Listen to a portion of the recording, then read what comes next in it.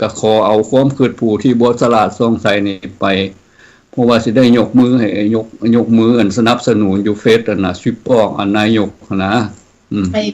พิจารณาเอาความคิดของประชาชนลาวผู้นึงนี่นะไปพิจารณาเบิ่งแล้ววันนั้นแหละจะค่อยว่าซองไส้แท้หรือบ่ความจริงและตามความที่ผ่านมาความเห็นของขน้อยที่ผ่านมานะพ่อลุงคือว่าเพิ่นเต้นซี่ตามได้ก็คือย่างพ่อลุงก้าวมาเลยเนาะคือเห็นประกาศว่ามีการล่าจับกลุ่มค่ายาเสพติดพวกซอลาดบังร่วงแบบซี่หนามันเฮ็ดให้คนที่เชื่อว่าเพิ่นนี่สลาดจ้องใสเพิ่นเฮ็ดดีแท้แต่ว่าเฮามาเบิ่งนี่นะจดหมายประชาชน 3,640 ฉบับเพิ่นว่าเด้เขียนลอกเรียนมาเด้อเขียนมาหยังล่ะบ่ได้เขียนมายกย่องแน่นอนก็มาข้อห้องก็ย้อนว่าเขาเจ้าถือกระทำนั่นแหละคันถึกยกย่องนี่เพิ่นต้องเอาออกมาโซแล้วเนาะไผสิบ่อยากสร้างผลงานว่าย่านเพิ่นประชาชนเข้ามา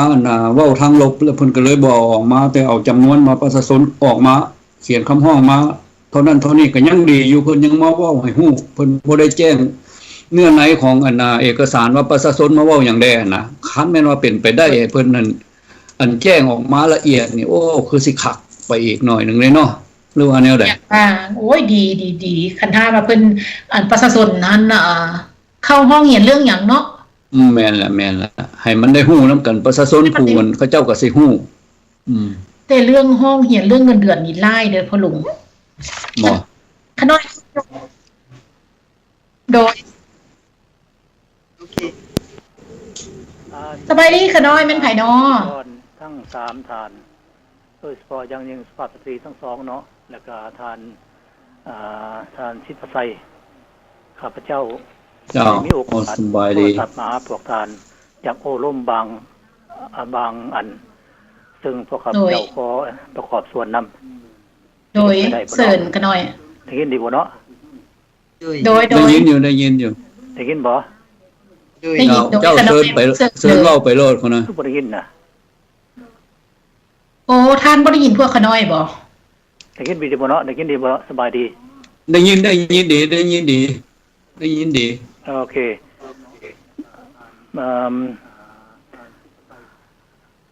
การท่านน้อยขน้อยท่านชื่อหยังมาจากไสนี่พวกขน้อยได้ยินดีอยู่ให้ท่านเสนอชื่อแล้วก็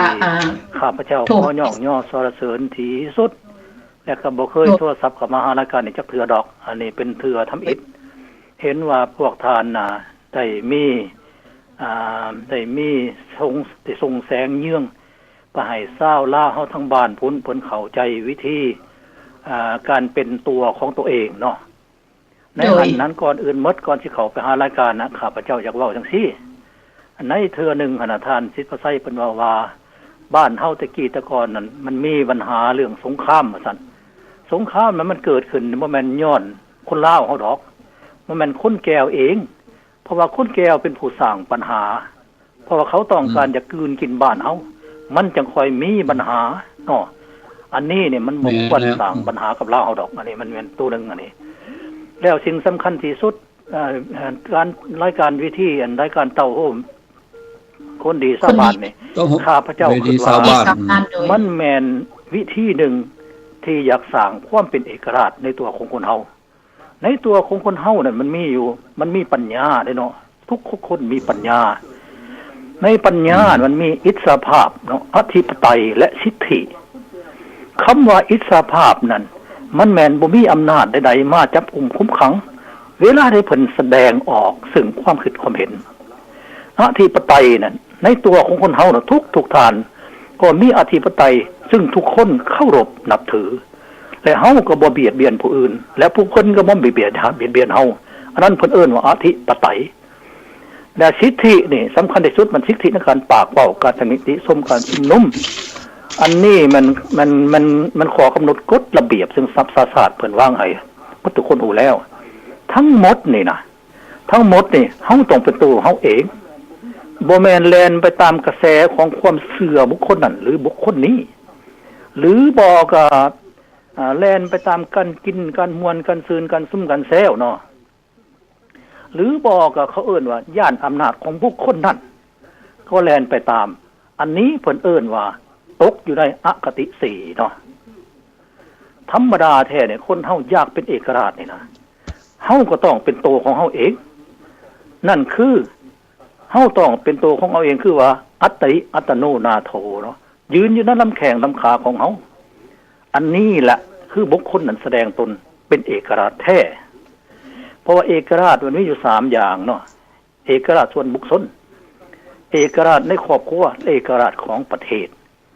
แต่ทั้ง3อย่างอันนี้นอนอยู่ในอิสรภาพอธิปไตยและสิทธิของคนทั้งนั้นอันนี้พวกเขาคนเข้าใจเนาะและบัดนี้อีกท่านนึงที่เพิ่นเว้าว่าอันเกี่ยวกับเรื่องอันคำปราศัยของนายกซ่องรุ่นที่สุรินทร์นั่นล่ะเพิ่นว่ามีคนไทยแม่นบ่ในข้อ1ไปหาข้อ5เนี่ยข้าพเจ้าสำหรับส่วนตัวเด้อข้าพเจ้าคือว่านั่นมันทฤษฎีน้ำอ้อยแท้ข้อ6เนาะข้อที่6นี่เพิ่นเอิ้นว่าทฤษฎีคมมีดเคลือบน้ำผึ้งโซ่ทั้ง6อย่างนี่นะเพิ่นตื่นตูนะก็เนื่องจากว่าพันธมิตรเพื่อประชาธิปไตยในลาวแสดงออกทางวาทะทางสากลและภายในประเทศอันนี้แหละเป็นบอลที่หนีบเต็งให้พวกเพิ่นต้องมายอมรับหากแต่ว่าการยอมรับอันนี้นี่นะใน4ข้อนั้นมันล้วนแล้วแต่น้ำตาลน้ำอ้อยแสนไหซื่อๆบ่มีหยังสิเป็นต้นเป็นตูดอกเนาะแต่ตัวสุดท้ายนี่สำคัญที่สุดเด้ออันนี้เด้ออันนี้มันคมมีดเคลือบน้ำผึ้งแท้ๆได้นี่ได้ถ้าเพิ่นจับผู้ใดได้เพิ่นก็ไปเสือดเอาไปเสือดข้อทิ่มคือกันกับพวกที่ผ่านมานั่นแหละดังนั้นโอมความแล้วทั้งหมดในนี่นะมันแม่นย้อนพันธมิตรของเฮาซึ่งออกไปสู่ประชาชนออกไปสู่สังคมและออกไปสู่สากลให้สากลฮู้การกระทำอันบ่จบบ่ดีของสปป.ลาวคำอันนี้นี่นะเฮ็ดให้พวกเขาเข้าใจแจ้มแล้วว่าการหนีเจงสากลนี่มันไปนำกันอันนี้มันทฤษฎีหลักของพันธมิตรอันที่1หลักการเอาประชาชนเป็นใหญ่2ประชาชนชาวนอกโลกนี่ให้2อย่างนี่เป็นเครือสัมพันธ์ระหว่างเราในเรานอกใช่บ่อันนี้สายใยเราในเรานอกเป็นอันหนึ่งอันเดียวกัน2อย่างนี้บ่ขาดและอันที่3หลักสำคัญได้แม่นอันนั้นมันสากลอันนี้พวกเฮานะเดินตามห้องลองตามแปลงถูกต้องแล้วดังนั้นจังว่าข้าพเจ้าอีกเทื่อนึงขอแสดงความย่องย่อสรรเสริญรายการของพวกท่านที่ออกมาสู่อากาศนี้ก็เฮ็ดให้พี่น้องประชาชนลาวทั้งในและนอกหันได้ตื่นตัวตื่นใจมาฮ้อยอมรับเอาการต่อสู้ของพันธมิตรอยากให้พันธมิตรเดินตามห้องลองตามแปลวพวกเฮาก็ต้องมาเต่าห่มสร้างสติปัญญาเหือแห้งและปัจจุปัจจัยช่วยกันเนาะอันนี้ข้าพเจ้าขอแสดงความดีอกดีใจและขออีกเทื่อนึงขอให้พวกท่านจงเจริญรุ่งเรืองต่อไปและขอให้ทุกท่านจงมีอายุวันนังทุกครั้งพลังตลอดกาลนานเทินขอขอบใจขอบใจความประเสริฐจากทานเด้อก็ขอให้ทานคือกันมีความสุขสบายขอให้เป็นหนึ่งในคนดีของเวทีชาวบ้านเฮาอีกเนาะมีหยังก็มาให้ความคิดความเห็นช่วยกันจะได้ลำพังพวกเฮาเองพุ่นนี่มันก็จะไปบ่ได้ถ้าบ่มีการอุ้มสู้สนับสนุนจากพ่อแม่ประชาชนดีแล้วที่ทานเข้าใจในปัญหาเนาะก็ขอให้กระจายความอันนี้ไปคือกันในเขาเอิ้นว่ามันหยังปากต่อปากบ่ไปจังซี่นี่มันก็สิได้ดีอีกต่อนึงในการเพื่อว่าผู้บ่ได้เข้าซุมรายการเนาะขอบคุณขอแสดงความขอบใจอีกเทื่อนึงใจเนาะก็ขอบคุณที่ว่าท่านมาให้ความรู้บางอย่างเนาะแล้วก็หลายๆอย่างที่ท่านให้มาหรือว่านำเสนอมาก็เป็นประโยชน์เนาะคืออย่างว่าสงครามแม่นถ้าพวกเราเคยเสนอกันแล้วเนาะว่าเรื่องสงครามอยู่ในเมืองลาวหั่นต้นเหตุมันมาจากไสอย่าไปเบิ่งแต่แบบผิวเผินว่าไปโทษอเมริกาต้องมาพูดที่เป็นสาเหตุเฮาต้องเบิ่งสาเหตุ ถ้าว่าเข้าบ่มาเอาแผ่นดินลาวนี่เป็นทางผ่านสงครามบ่ได้เกิดขึ้นอยู่ในประวัติศาสตร์โลกก็ยังบ่ได้มีสถิติว่าสงครามระหว่างอเมริกากับลาวเนาะทานผู้ชมอันนี้เนาะก็ขอบใจทานที่ว่าโอ้เป็นสมาชิกพันธมิตรเฮาบ่เนาะขน้อยแล้วก็ได้ให้ความคิดความเห็นที่ดีแล้วก็ให้กำลังใจพวกขน้อยเนาะการเนี่ยนี่แหละรายการต้องฮู้คนดีวิธีชาวบ้านก็เป็นชาวบ้านธรรมดาเอาความฮู้ความสามารถที่ตัวเองมีนี่แหละสิทธิ์ที่พวกเขาสามารถปากเว้าได้มาถ้าหากว่าความคิดความเห็นเนาะพอลุงขึ้นยาลุงได้ก้าวไปความคิดอันสลัดซองใส่อันน้อยๆของพวกเขาอาจจะบ่สลัดซองไรใส่ทอพักประชาชนปฏิบัติลาวถ้ามันเป็นประโยชน์กับประชาชนลาวของพวกเขาเนาะว่าเราก็อยากนำเสนอเป็นบุญกุศลอันนึงอีกก็เกี่ยวไปถึงตอนต้นรายการทันอีกเนาะ อีกที่ว่ามันเกี่ยวข้องกันทางโลกหรือว่าทางสังคมทางปัจจุบันทางศาสนามันเกี่ยวพันกันคือบ่ตั้งอย่างกับเพิ่นว่าพระอาจารย์เนนคำเพิ่นได้ตัดไว้ว่าอีก2,000 ปีขึ้นไปหน้าว่าสิมีหูทิพตาทิพบ่มีผู้ใดเชื่อว่าแม่นหยังละหูทิพตาทิพก็แนวนี้แหละที่นั่นก็อยู่ฝรั่งพ่อลุงก็อยู่เหนือปารีสไปรายการก็อยู่แอตแลนตาอยู่USA พวกเฮาก็ยังสามารถเห็นกันได้อันนี้แหละหูทิพตาทิพยกโทรศัพท์ขึ้นมาลมกันได้เด้หูทิพละดิอันนี้เฮาจะว่าเฮาไปเชื่อมโยงกันเพิ่นมีแบบว่าให้เฮาคิดเป็นปรัชนาเป็นปรัชญาให้เฮาคิดมันบางเทื่อคนเฮาธรรมดาบ่สามารถคิดได้ก็มีเนาะว่าสิ่งที่เพิ่นกล่าวมาสิ่งที่เพิ่นตัดมาหั่นแม่นหยังจนมาเฮาสามารถมาดำในยุคนี้พวกเฮามาสัมผัสด้วยตัวเองอย่างว่ากลับคืนย้อนไปเพิ่นตัดแม่นขวมเพิ่นอีหลีเนาะ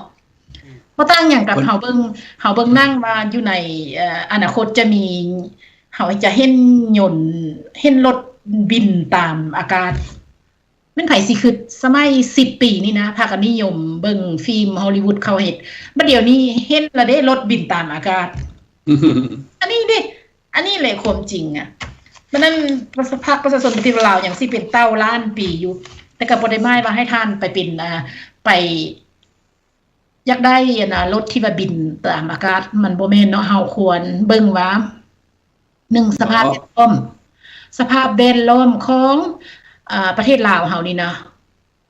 ควรสร้างเศรษฐกิจตัวใดมันสิเหมาะสมพลเมืองลาวเฮาน้อยเดียวเฮาสมควรแล้วบ่เฮาสิไปสร้างตึกใหญ่เจ้าคิดแต่ว่าอยากได้หน้าได้ตาอยากได้ให้คนต่างประเทศมาลงทุนอยากให้คนมาท่องเที่ยวแต่ประชาชนกับบ่มีผลประโยชน์หยังย้อนว่าผลประโยชน์ทุกอย่างมันไปขึ้นอยู่กับนายทุนของจีนอันนี้เป็นหน้าอันนี้แล้วเพิ่นว่าไผหันเปลี่ยนตัวเองของเพิ่นนะไปเอาต่างชาติมาสร้างความจริงแล้วถ้าว่าเฮารักษาธรรมชาติเฮาไว้ได้ดีนะป่าไม้ดงดอนยังขี้ร้ายยังเบื่ออยู่ประมาณ 70-80% จังซี่นะเฮาเอาการธุรกิจการนำเที่ยวเข้ามาให้ต่างชาติเข้ามาชมธรรมชาติทิวทัศน์ในบ้านเฮานี่นะโดยเฮาสิบ่ได้ทำลายธรรมชาตินี่เฮาสิได้เศรษฐกิจเข้ามันหลายกว่าที่ว่าไปให้เขามาสร้างเขื่อนบ่หรือว่ามาเฮ็ดอันนั้นอันนี้นี่สิได้ดีกว่าซ้ำนะเพราะว่าเดี๋ยวนี้นี่เรื่องแบบนี้นี่มันอยู่ประเทศใดมันเบิดเลยเด้แต่ว่าเสียใจเนาะเพิ่นมันสลาดเลยเอาขุดค้นไปเบิดไม่ก็ให้แกมาขุดค้นออกไปโดยว่าที่บ่ได้สร้างรายหยังให้รายได้เพิ่มให้ประชาชนลาวเลยอันนี้แหละติดหนี้ได้พ่อลูกติดหนี้รายค่าสงวนเพิ่นกำอันนั้นนี้เล่าเรื่องเขื่อนเนาะพ่อลุงกล่าวมาเมื่อกี้ว่าบ่ต้องสร้างเขื่อนสร้างหยังขน้อยก็สลาดน้อยหั่นแหละเนาะขน้อยก็สลาดน้อยแต่ขน้อยอันสนใจอยู่เฮาเอามาสนทนากันลองเบิ่งว่าเป็นหยังประเทศลาวเฮามีแดดอยู่ทั้งปีเป็นอย่างบ่ใช้ระบบโซล่าคือกันกับอยู่ต่างประเทศทั้งที่อยู่ต่างประเทศอยู่ยุโรปเฮามันมีแดดเท่าไหร่จากเดือนนึงเนาะพ่อลุงเนาะยามหน้าแทบจะบ่มีอยู่ฝรั่งนี่ยังมีล่ะอยู่เยอรมันแทบจะบ่มีแต่อยู่ประเทศเยอรมันนี่นิยมใช้ระบบโซล่าที่สุดเอาสร้างพลังงานจากพลังงานตะวันมาเป็นไฟฟ้าบ่ทำลายสิ่งแวดล้อม แต่ประเทศลาวเฮานะแดดทั้งปีนะฮ้อนล่าอีกแต่เป็นหยังบ่เอาอันนี้ขน้อยสนใจนะอยากฮู้อยากเห็นขนาดแหละอันนี้ตามลุงเข้าใจคือแนวนี้เนาะเป็นหยังเพิ่นว่าค่อยสร้างเขื่อนนับบ่ได้ละเขื่อนแปลว่ามันเป็นอัน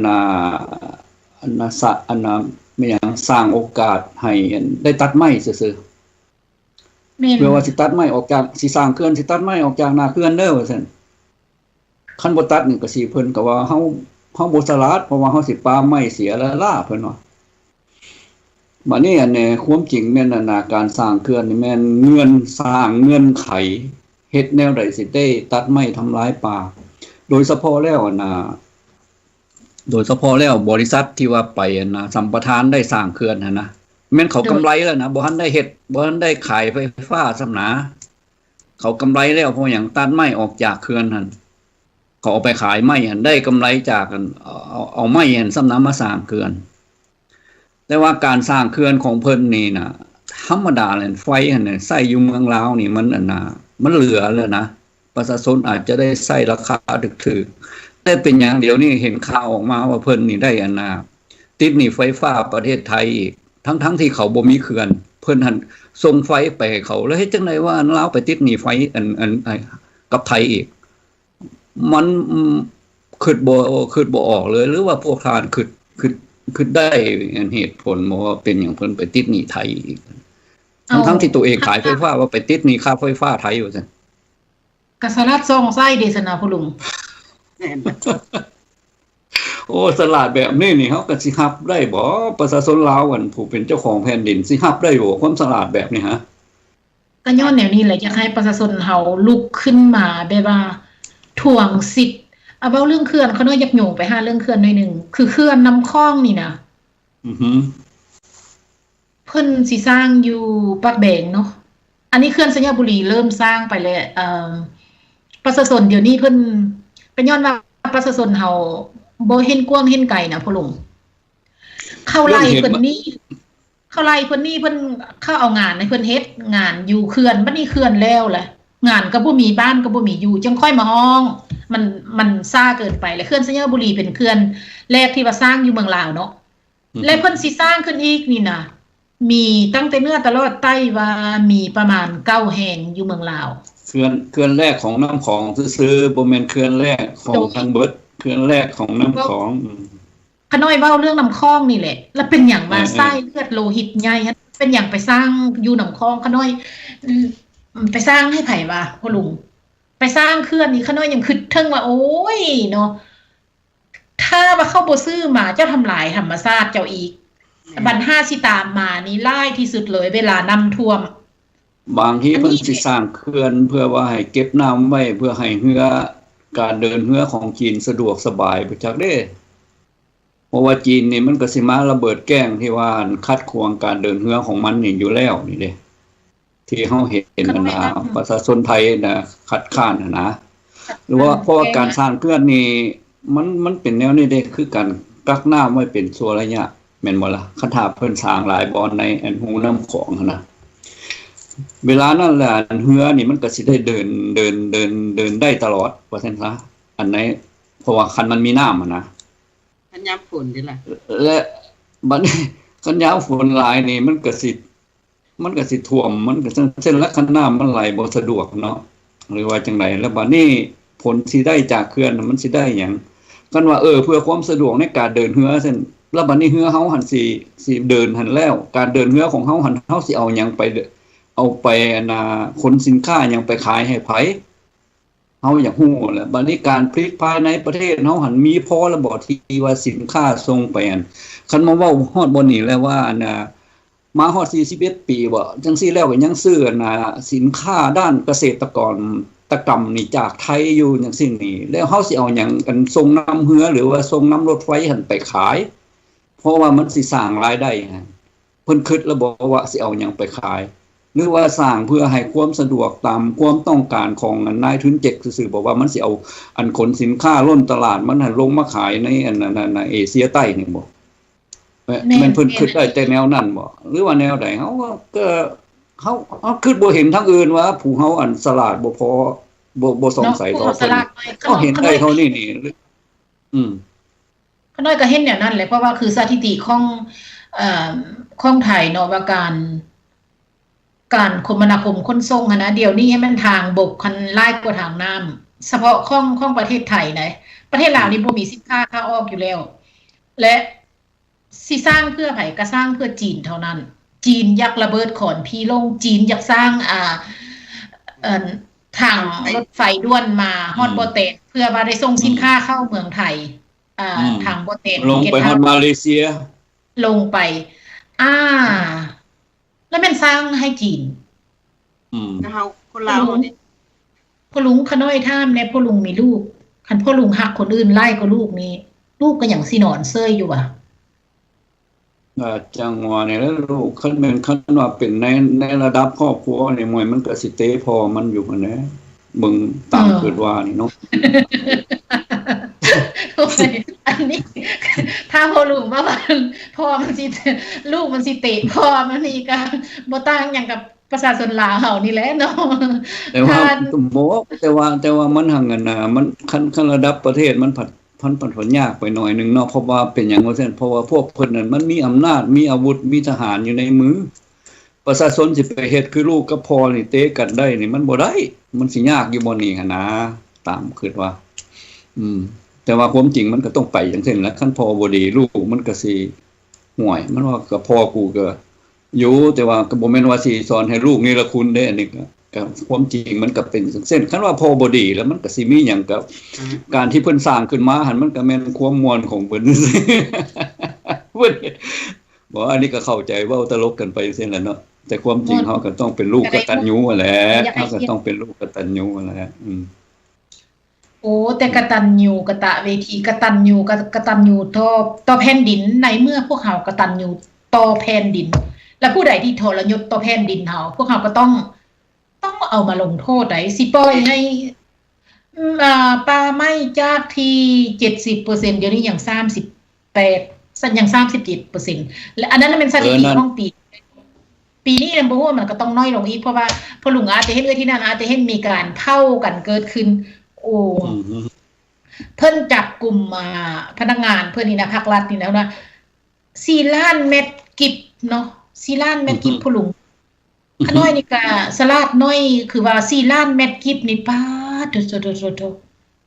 นั่นแหละก็ย้อนแนวนั้นแหละอันดงป่าดงพงไผเฮามันค่อยเบิดนะมันค่อยเป็นผู้หัวหล่นนะมันก็ย้อนเพิ่นมันหลายล้านเม็ดกิบนะยังว่าเนี่ยแล้วบัดนี้เพิ่นบัดนี้ผู้มาเห็นเคสนึงอีกผัด